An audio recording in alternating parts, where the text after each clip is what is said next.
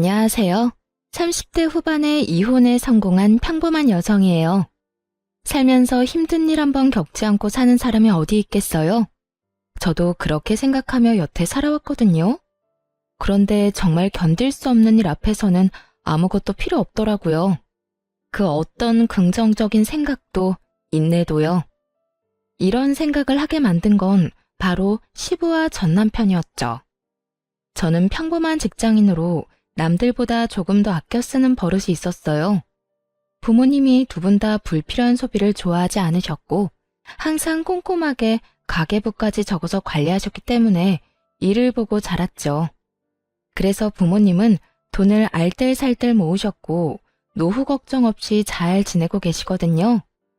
아버지는 재테크도 잘 해놓으셔서 은퇴하시고도 전혀 걱정이 없으실 정도였죠. 그런데 시댁은 저희와 전혀 다른 상황이었어요. 시부는 은퇴하기 전까지 평범한 직장인이었는데 완전 기분파였거든요. 예전부터 그런 시부의 행동을 보며 불안해서 남편에게 말하기도 했죠. 여보, 아버님 돈을 너무 많이 쓰시는 것 같아. 당신이 적당히 쓰시라고 좀 말려야 하지 않을까? 오죽하면 며느리가 시부의 소비 습관에 대해서 이렇게 말했겠어요. 그런데 정말 다른 사람들에게 과시하기 위해 번 돈을 족족 다 쓰셨거든요. 괜찮아. 아버지도 다 생각이 있으시겠지. 아무 생각 없이 저렇게 돈 쓰시지는 않을 거야. 반면 남편은 불안하지도 않은지 항상 저를 위로하면서 이런 말을 했죠. 노후를 다 대비해 놓으셨을 거다. 괜찮을 거다. 아들이 그런 말을 하니 저야 믿을 수밖에요. 그런데 걱정은 시부가 은퇴를 하고서 더 커지기 시작했어요. 월급은 이제 더 이상 나오지 않는데 시부의 지출은 여전히 거대했거든요. 시부는 허언과 허세가 있었는데 부자처럼 돈을 쓰려고 했어요. 제일 어이가 없었던 건 외식을 할 때였어요. 시부가 한 달에 몇 번이나 외식을 하자고 하는데 그것도 항상 비싼 코스 요리집이나 장어, 참치횟집 이런 곳만 고르는 거예요. 물론 돈 없다고 그런 곳을 못 가는 건 아니죠. 그런데 그런 곳에 가서 하는 행동에 더 큰 문제가 있었거든요. 그런 고급 음식점은 서비스가 좋을 수밖에 없잖아요. 그런데 시부는 꼭 가게 직원들에게 돈을 쥐어주더라고요. 현금을 5만 원짜리를 턱턱 쥐어주고는 팁이라고 아가씨 참 잘해줘 주는 거라며 항상 그런 식으로 인심이 후한 척을 했거든요. 게다가 은퇴 후 식사비는 정작 우리가 내는데도 그런 식으로 직원들에게는 본인이 꼭 돈을 주며 주변 사람의 시선을 즐기곤 했어요. 돈이 많아 보여서 잠깐의 부러움이야 살 수도 있겠지만 그게 정상적인 일인가요? 우리 수준에 맞지 않는 일이라고 생각했어요. 한 달에 한 번 가서 즐기기도 어려운 곳에 매주 주말마다 가서 돈을 쓴다뇨. 게다가 나중에는 그 팁으로 주는 돈도 남편 주머니에서 나갔거든요. 그래서 하루는 시부에게 마음 단단히 먹고 말했죠. 아버님, 앞으로 이렇게 호화로운 음식점은 자주 못 올 것 같아요. 드시고 싶으신 게 있으면 집 근처 저렴한 맛집도 있으니 그쪽으로 모실게요. 시부가 장어를 먹고 싶다고 해서 단골 장어집에서 먹고 돌아오는 길이었어요. 그날도 어김없이 시부는 가게 직원에게 10만 원을 쥐어주었죠. 왜 우리가 여길 자주 못 와? 너희 그만큼 능력 안 돼? 그런데 싼 집은 싼값 판다는 거 모르진 않지?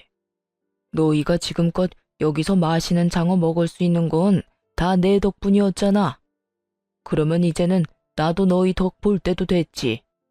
왜 너희 마음대로 가게를 바꾼다 만다야? 아버님, 저희도 좋은 곳 자주 오고 싶죠.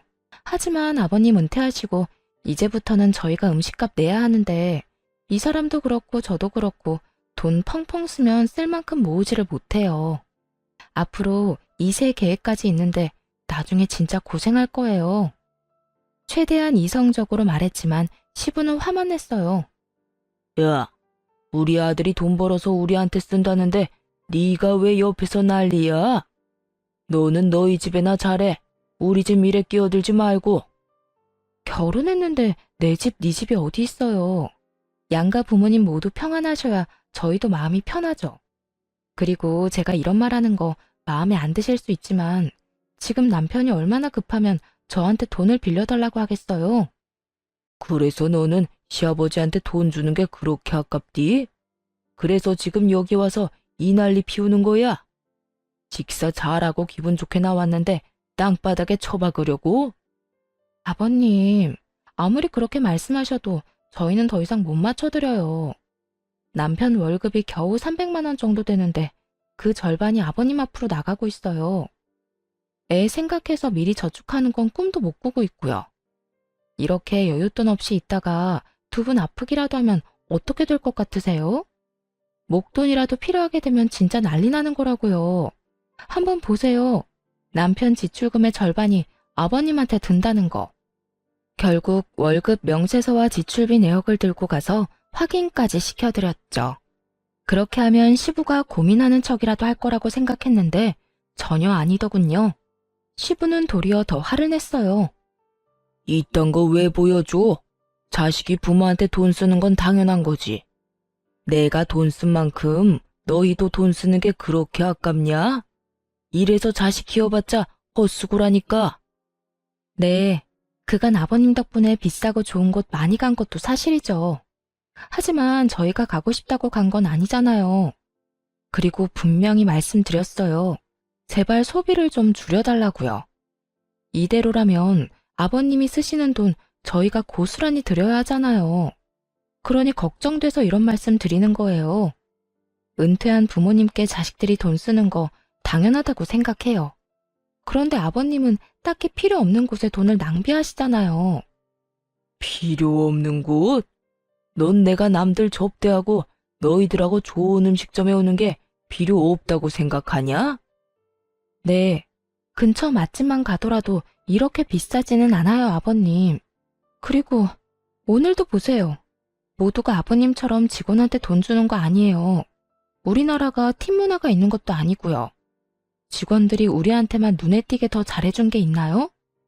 그렇지도 않은데 아버님은 괜히 돈 쥐어주시고 그 사람이 고맙다고 하면 기분 좋아하시잖아요. 지금까지는 이야기하기 조심스러운 부분이라고 생각해서 참았지만 이제는 은퇴하셨으니까 저희 생각에 따라주시면 좋겠어요. 너는 그럼 팁 주는 게 아까워서 지금 나한테 이딴 소리나 하는 거냐? 나더러 질 떨어지는 가게나 가서 급 떨어지는 인간들하고 같이 식사하라고? 아버님, 같이 즐겁게 식사하는데 질이랑 급을 왜 나누시나요? 중요한 일이 있으시면 좋은 곳에 가실 수도 있죠. 그런데 아버님은 별일이 아니더라도 꼭 그런 곳에서 식사하고 돈을 내시잖아요. 보세요. 여기 남편 카드 명세서. 아버님이 쓰신 돈 내어놓느라 다른 곳에는 돈을 못 써요. 시부와의 대화는 다람쥐 쳇바퀴 돌듯 같은 자리에서 뱅뱅 돌기만 했습니다. 시부가 일할 때도 못마땅해서 남편에게 몇 번이나 얘기를 했었는데 은퇴 후에도 이렇게 돈을 쓰는 걸 보니 미치겠더라고요. 저 상태로 시부가 늙으면 그 돈을 부담해야 하는 건 다 우리잖아요. 게다가 자식이 많은 것도 아니고 아들 달랑 하나뿐인데 그 아들에게 모든 노후를 짊어지도록 만드는 시부가 전혀 이해가 안 됐어요. 그렇지만 아무리 말해도 귓등으로도 듣지 않고 의견을 굽히지도 않더군요. 그래서 시부에게 최후의 방법을 쓰기로 마음먹었어요. 아버님, 이것까지는 말씀 안 드리려고 했는데 이 사람 지금 빚까지 지면서 아버님 돈 갚고 있어요. 무려 제 친정 아버지께요. 친정이라는 단어는 정말 말하고 싶지 않았어요. 생색 같은 거 내고 싶은 마음도 없었고 부담을 주고 싶은 것도 아니었어요. 그저 시부를 멈추게 하기 위해 약점을 건드려야겠다는 생각뿐이었죠. 그건 역시 저의 친정, 시부가 가장 싫어하는 단어였어요. 시부와 친정아버지는 같은 지역 출신으로 서로의 지인을 많이 알고 있었거든요. 결혼 전에도 건너 알 정도로 지인이었는데 결혼하면서 사돈이 된 거예요. 친정아버지는 동네에서도 소문난 알부자였고 시부도 그걸 알고 있었어요. 그렇지만 아버지도 저도 과소비나 낭비는 절대로 하지 않는 사람들이었어요. 그래도 돈을 써야 할 때는 아끼지 않고 쓰는 편이었죠. 시부는 그런 친정아버지에게 기묘한 열등감을 가지고 있는 게 틀림없었어요. 특히 이런 식으로 친정 도움을 받는 걸 정말 못 견뎌 했거든요. 결혼 후에 몇 번 친정 이야기를 했다가 시부가 정말 놀랄 만한 일을 해서 그 뒤로 친정 이야기를 시댁에서 일절 꺼내지 않았어요. 도대체 어떤 짓을 했냐고요? 친정아버지가 외제차를 사셨다고 하면 시부는 더 좋은 외제차를 샀고요. 친정아버지가 시부도 아는 지인에게 좋은 식사를 대접했다고 하면 시부는 무조건 그보다 더 비싼 곳에서 그 사람에게 식사를 대접하더라고요. 아무래도 계속해서 이러다가는 집안 뿌리 뽑겠다는 걱정이 들어서 그 뒤로는 절대 시부에게 친정아버지 얘기를 꺼내지 않았죠. 남편도 그런 상황을 알고 있었으니 걱정스럽게 말하더군요. 여보, 친정 얘기는 하지 않기로 했잖아. 다급하게 저를 말리는 남편에게 시부가 화를 버럭 냈어요. 야, 너는 차라리 대출을 받았어야지. 처갓집에서 돈을 왜 빌려다 써? 부끄럽지도 않아? 쪽팔리지도 않아? 너 능력 없는 놈이라고 여기저기 소문낼 일 있어? 아버지, 대출이자가 요새 얼마나 높은지 아세요? 그래요. 처갓집에서 돈 빌렸습니다. 5천만 원 차용증까지 써서 빌렸어요. 무이자로 편할 때 갚으라는데 그 좋은 조건 놔두고 왜 대출을 써요? 제가 돈 빌린 것도 다 아버지 때문인데. 그래서 지금 돈 적게 쓰시라고 말씀드리고 있는 거잖아요. 친정에서 돈을 빌리자고 말한 건 저였어요. 시부가 감당할 수 없을 정도로 돈을 계속 쓴다면 그 돈이 어디에서 나왔는지 알려줘서 혼쭐을 좀 내줄 생각이었죠. 하지만 남편과 제가 뭔 말을 해도 시부는 눈썹 하나 까딱 안 했어요. 그러니까 제발 돈 좀 아껴 쓰세요. 그리고 전에 드렸던 카드도 이제 못 쓰실 거예요. 유효기간 만료됐는데 재발급 안 할 생각이거든요. 그럼 내 용돈은 너희가 당연히 줘야지. 대신 매달 50만 원씩 드릴게요. 그런데 카드는 다시 못 드려요. 만약 쓰고 싶으시면 남편이 빌린 돈부터 저희 아버지랑 해결하고 나서 말씀하세요. 그 돈 온전히 아버님 때문에 빌린 거잖아요. 갚으라고 하진 않을 테니까 제발 앞으로 더 쓰지만 마세요. 그렇게 이야기하자 결국 시부가 꼬리를 내리더군요. 내가 왜 사돈이랑 돈 이야기를 해? 그것도 내 허락 없이 빌린 돈으로. 그건 너희가 알아서 해야지. 정말 더럽고 치사해서 이제 너희한테 돈 달라고 안 한다. 그러니까 앞으로 이런 선 넘는 말 나한테 하지 마라. 어디 며느리가 눈에 힘 빡 주고 시아버지를 쳐다보면서 지적질이야? 할 말이 크게 없었는지 시부가 마지막으로 투덜거리고는 집으로 돌아갔어요. 그 모습을 보면서 진짜 가슴을 쓸어내렸잖아요. 이렇게까지 했으니 좋아질 거라는 생각을 하면서요. 그런데 세상 일이 그리 만만한 게 아니더군요. 몇 달간 연락이 없어서 시부가 드디어 정신 차렸다고 생각했거든요. 시부에게 놓은 따끔한 주사가 약발을 제대로 발휘하나 보다 했는데 그게 절대 아니었다는 걸 깨닫게 됐어요. 카드를 끊고 매달 용돈을 정해줬으니 안심한 제가 정말로 순진한 사람이었더라고요. 시부는 그 이후로도 수많은 지인들에게 돈을 펑펑 쓰고 돌아다녔어요. 예전보다 더 많이, 더 성대하게 말이죠. 그 소식을 어떻게 들었는 줄 아세요? 바로 친정아버지의 입을 통해 알게 됐답니다. 야, 너희 시아버지 지금 난리도 아니던데 괜찮은 거 맞아? 어머니에게 반찬을 받으러 친정에 잠시 들렀는데 친정아버지가 걱정스러운 얼굴로 말을 건네셨어요. 어? 무슨 난리? 우리 요새 연락 많이 안 해. 주말마다 가던 것도 한 달에 한 번으로 줄였고. 근데 무슨 일인데? 모임 사람들 몇 명 데리고 가서 완전히 돈 펑펑 쓰고 왔다는데 저번에 식사 같이 하고 온 정 사장이 그러더라고. 은퇴 기념이라고 식사 대접했다는데 영수증에 찍힌 돈이 300만 원이 넘었단다. 10명 정도 갔다는데 밥만 먹어서 그만큼이면 대체 얼마나 비싼 데를 간 거냐? 저번에 우리 사위가 나한테 돈 빌려갔는데 그거 알고는 있는 거야? 그 이야기를 듣는데 눈앞이 노래지더군요. 고작 한 끼를 먹는데 300만 원 넘게 지출한 시부. 낭비벽이 사라진 게 아니었어요. 너무나 걱정되는 건 그 돈이 도대체 어디서 나왔냐는 거였죠. 집에 돌아오자마자 남편을 닥달했어요. 여보, 당신이 좀 알아봐봐. 아버님 도대체 무슨 생각으로, 아니, 무슨 돈으로 그렇게 지르신 건지.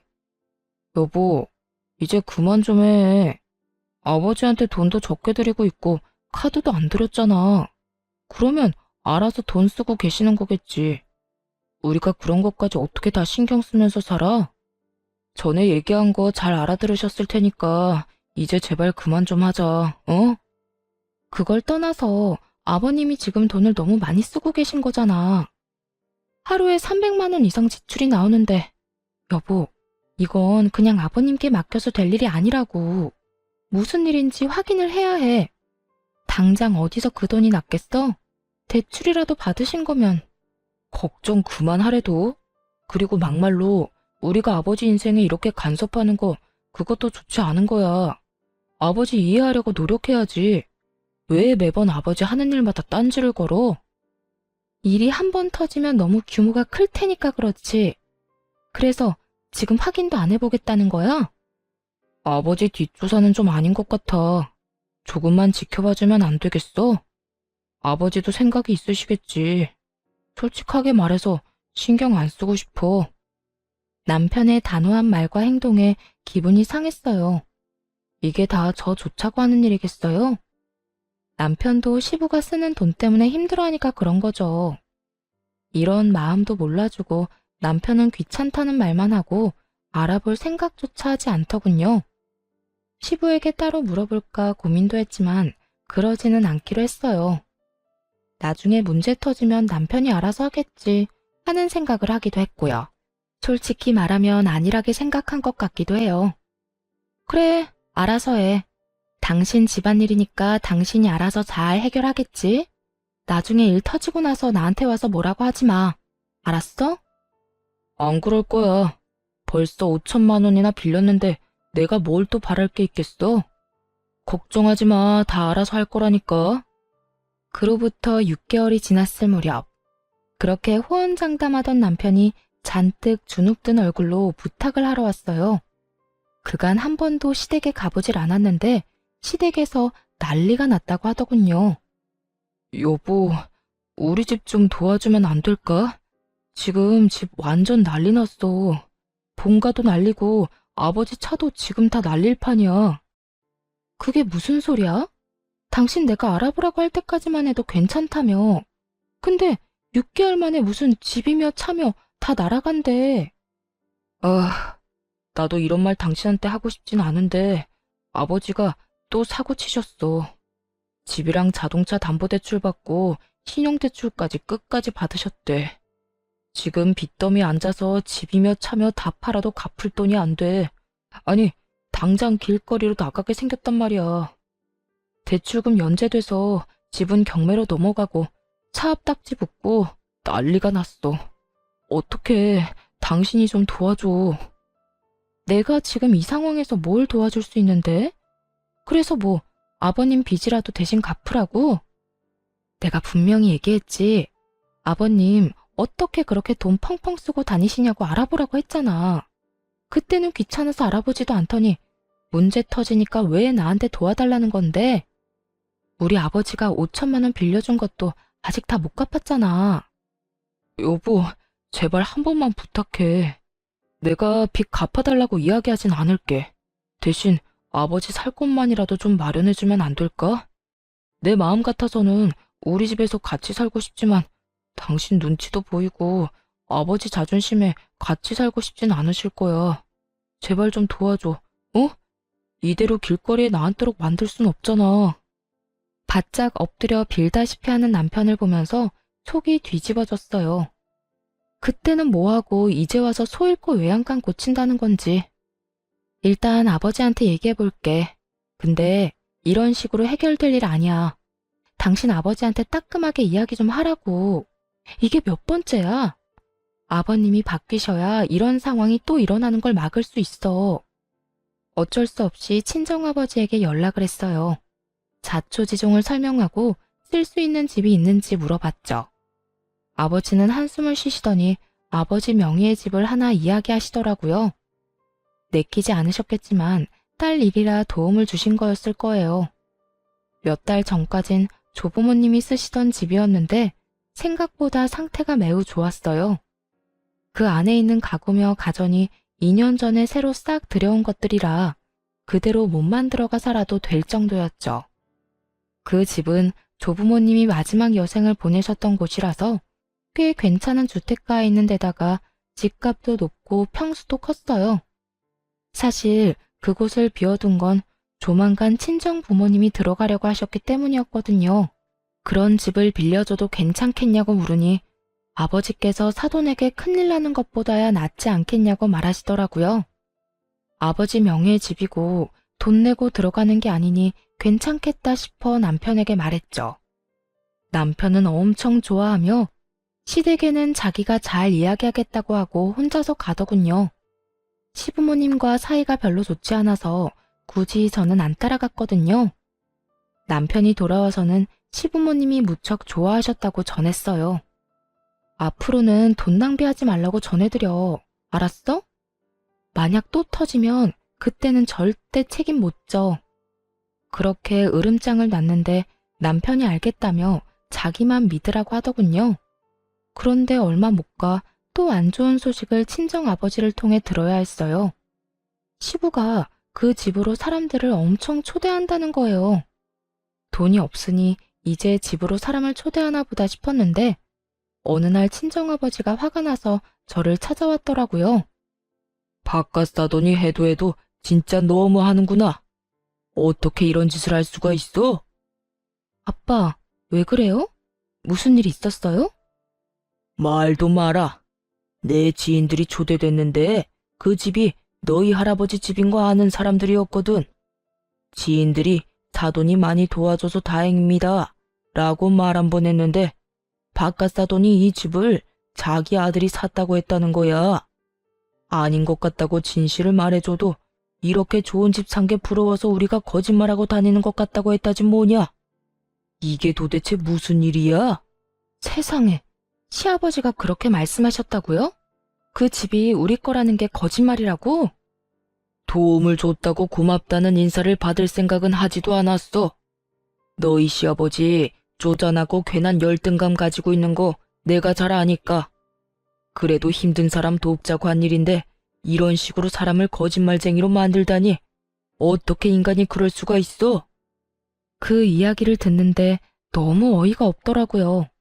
남편이 무슨 돈이 있어서 그렇게 큰 주택을 마련했겠어요. 누가 봐도 빌렸을 게 뻔한데 아들이 산 집이 되다니. 게다가 문제는 시부의 허언증에 저희 부모님이 거짓말쟁이가 되어버렸다는 거죠. 그래서 그날 저녁 남편에게 따졌어요. 이야기해봐. 이게 어떻게 된 일이야? 우리가 빌려준 그 집이 어떻게 당신이 사준 집이 된 건데? 여보, 그냥 그런 걸로 하면 안 돼? 지금 부모님이 거기서 살고 계시잖아. 빌려서 살고 있다고 하면 아버지도 좀 창피하시니까 그런 말을 한 거겠지. 그럼 너는 이게 괜찮아? 당신 가족이 친 사고 때문에 우리 아버지는 돈도 빌려주고 집도 빌려줬어. 그런데 지금 주변 지인분들한테 거짓말쟁이로 찍혔다고. 누가 그게 괜찮다고 했어? 거기 살고 계신 우리 부모님은 그냥 놔두자고 하는 말이잖아. 그럼 우리 부모님은 뭐가 되는데? 부끄러운 건 아버님 몫이지 우리 부모님 몫이 아니야. 진짜 실망이야.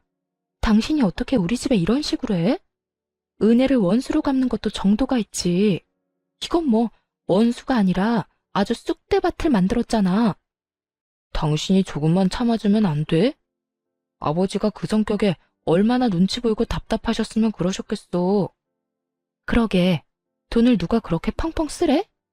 그 뒷수습은 우리 집이 다 했는데 결국 돌아오는 건 뒤통수다 이거지? 됐어. 나 이제 안 도와줄 거야. 우리 이혼해. 헤어지고 당신한테 빌려준 거 다 받아낼 거야.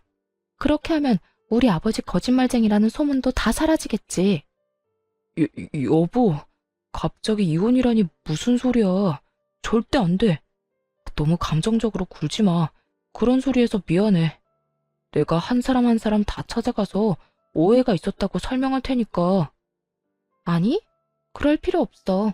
생각해보니까 이렇게 하는 게 맞아. 언제까지고 친정이 당신 집안 뒤치다꺼리 해줄 수는 없잖아. 이제 그만하자. 여기까지 해. 그렇게 이혼하자고 했지만 역시나 남편은 받아들이지 않았어요. 이혼하게 되면 빌린 돈도 다 갚아야 했고 집도 다시 되돌려줘야 했으니까요. 하지만 이미 정이 확 떨어져 버린 걸 어쩌겠어요. 마음이 초조했는지 남편이 사정하고 비는데도 바로 소송 시작했어요. 당신이 아버님 사고 친 거 수습하면 합의 이혼 정도는 할게. 그런데 수습도 안 하면 합의는 절대 없을 거야. 그리고 이혼하고 나면 내가 그 집에서 살 테니까 당신 부모님한테 다른 집 구하시라고 전해줘. 여보, 진짜 이럴 거야? 왜 이렇게 사람이 냉정해? 날 이렇게 만든 건 당신 집안 사람들이야. 내 탓을 하지 말고 당신 아버지를 탓해. 난 뒤통수 치는 사람들하고 가족 못해. 결국 이혼 소송이 진행됐습니다. 그동안에도 시부모는 연락 한 번 없었어요. 하긴 생각해보면 저와는 사적으로 연락한 적이 별로 없으니 그러려니 했죠. 곧 남이 될 며느리한테 뭐라 할 말이 있겠어요? 그런데 이혼 판결이 났는데도 시부모가 그 집에서 나갈 생각을 하지 않더군요. 전 남편은 연락을 받지도 않았고요. 설마 이대로 모르쇠 하고 놀러 앉으려는 건가 의심하는 차에 친정아버지가 모임에 가셨다가 노발대발하며 오셨어요. 그 인간들 골 때리는지 계속하네. 이번에는 생일잔치 한다고 우리 집에 사람들 초대했단다. 세상에, 무슨 낯짝으로 그런 짓을 해? 나가라는데도 안 나가고. 오히려 그 말을 듣고 이번이 기회라고 생각했어요. 그래서 생일잔치에 초대되었다는 분들이 그 집에 갈 때 따라갔죠. 집 안으로 들어가니 난리도 아니더군요. 전 시부 생일이랍시고 온갖 치장을 해놓고 조부모님의 텃밭마저 헤집어놨더라고요. 그리고 그곳에서 연락도 받지 않던 전 남편과 마주했죠. 당신이 여긴 왜 왔어? 내가 못 올 곳 왔어? 여기 우리 아빠 집이잖아. 나가라고 그렇게 말했는데도 안 나가더니 남의 집에서 잔치까지 해? 당신이 내 연락 다 무시하길래 여기까지 왔다. 왜? 당장 짐 싸서 나가? 그러자 전 남편이 급히 다가오더니 손을 붙들고 내보내려고 하더군요. 그때 전 시부가 나타났어요. 이게 누구야? 거짓말쟁이들 아니야? 우리 아들이 나한테 사준 집을 자기들 집이라고 우긴 사람들. 난 자네 가족은 초대 안 했는데 왜 여기 왔어? 꼴값 돌려고 왔어? 왜? 우리가 이런 좋은 집에서 사니까 배가 아픈가 봐? 전 시부는 진실도 모르면서 엄청 세게 나오더군요. 많은 사람들이 보는 앞에서 저와 친정 부모님을 욕보이고 싶었나 봐요. 주변 사람들도 아주 흥미진진하게 바라보고 있었고요. 거짓말쟁이? 아직도 그딴 소리 하는 거야? 그럴 줄 알고 나도 그냥은 안 왔지. 이거나 확인하고 이야기하자고. 그따위 종이 쪼가리가 뭐라고? 부러우면 그냥 부럽다고 말해. 여전히 말이 전혀 통하지 않더군요. 결국 친정아버지께서 경찰에 신고했어요. 예, 지금 제 집에서 사돈 양반들이 안 나갑니다. 딸이 이혼 전에 시댁에 잠깐 빌려준 집인데 나가라고 해도 안 나가네요. 전 시부는 그 모습을 보더니 그제야 의심이 든 모양이더군요. 급히 친정아버지 손에 들린 종이를 낚아챘어요. 그 종이가 뭐였냐고요? 이 집 주소로 된 등기부 등본이었죠. 거기엔 당연히 친정아버지 이름이 적혀 있었고요. 이거 거짓말이지? 야, 아들, 왜 이 집이 이 인간 집이야? 아버지, 제가 좀 이따 말씀드릴게요. 우선 사람들부터. 이게 다 뭐냐고 묻잖아. 너 설마 이 인간들 집 빌려온 거야? 너 나한테는 돈 주고 빌렸다며? 설마 거짓말한 거야? 제대로 말해보라고, 이 자식아. 아버지가 먼저 잘못하신 거잖아요. 처갓집에 열등감 갖고 계신 거 뻔히 아는데 어떻게 진실을 말씀드리겠어요? 그랬으면 여기 들어와서 살 수나 있었겠어요? 뭐? 이 자식이? 저도 이 집을 그냥 빌려온 줄 아세요? 자존심 다 팽개치고 마누라 앞에서 바짝 엎드려서 빌었다고요. 그리고 제가 언제 이 집 사드렸어요? 처음에 분명히 빌렸다고 말했어요. 그걸 사람들한테 멋대로 아들이 사준 집이라고 말하고 다닌 건 아버지고요. 전 남편의 폭탄 발언에 주변에 있던 사람들이 모두 쑥덕거렸어요. 그럼 이 집이 진짜 자기 집이 아니었던 거야? 사람들한테는 자기 아들이 사준 집이라고 그렇게 자랑을 하더니 아무리 허풍이 세도 그렇지 거짓말을 하면 쓰나? 게다가 진짜 집주인을 거짓말쟁이로 모함한 거지? 최악이다. 그런데 차압딱지랑 경매는 또 뭐야? 우리한테는 집 팔고 새 집에 이사 왔다고 하지 않았어? 우리한테도 거짓말한 거지 뭐. 어풍쟁이가 거짓말 하루 이틀 하나? 자식만 불쌍하네. 아버지 때문에 처가에 빚도 지고 이혼까지 하게 됐으니. 사람들의 목소리가 커질수록 전 시부와 전 남편의 싸움도 더 격해졌어요. 제발 이제 그만 좀 하시라고요. 입만 열면 거짓말인데 제가 불쌍하지도 않으세요? 저 이제 돈 한 푼도 없이 살아요. 왜 넌 능력이 그것밖에 안 돼? 아들이 아버지 부양하는 게 당연한 건데. 그리고 처음부터 이 집이 저 인간들 집인 거 알았으면 나도 여기 안 들어왔어. 아버지를 돕지 말 걸 그랬어요. 거리에 나앉아서 구걸을 하든 말든 신경 쓰지 말았어야 했다고요. 당신 같은 작자도 아버지라고. 내가 미친놈이지. 와이프가 경고했을 때 알아듣고 연을 끊었어야 하는데. 너 말 다 했냐? 이런 싸가지 없는 놈이. 왜요? 한 대 치시게요? 쳐요 쳐. 한 대 맞고 영 끊읍시다. 나도 이제 아버지 대접 안 할 테니까 아버지도 나한테 자식 노릇 바라지 마세요. 두 사람이 옥신각신하는 모습에 지인들 모두 두 사람을 욕하며 떠나갔어요. 어느새 텅 빈 마당에는 친정 식구와 전 남편 식구만 남았죠. 전 시부가 한숨을 푹 내쉬며 한탄하더군요. 내가 이제 사람들 얼굴을 어떻게 봐? 너랑 네 와이프가 다 망쳤다. 너는 며느리란 애가 꼭 이렇게까지 해야 했어?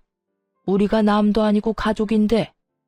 그 이야기를 듣는데 어이가 없더군요.